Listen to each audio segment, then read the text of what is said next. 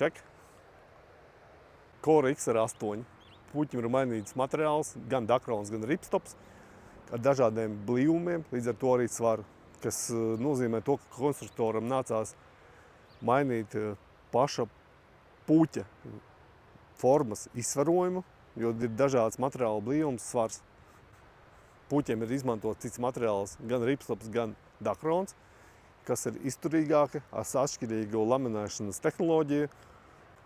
Core puķa dizainers saglabājis jaunajiem puķiem to pašu formu, jo tā strādā vienkārši perfekti, ko mēs redzam VU rezultātos gan Latvijā, gan pasaulē, bet ir nomainījuši materiālus, kas ir ilgmūžīgāki, izturīgāki.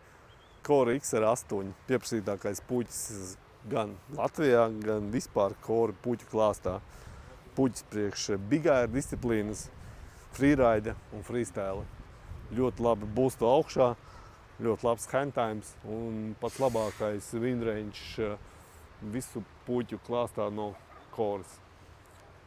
Melnās krāsas dizains, Core XR8, baltās krāsas dizains.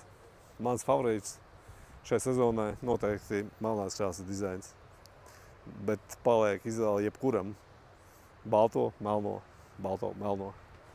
Vai abus divus, ka izvēlēs XR8, būs to uzstāda jaunas rekordus.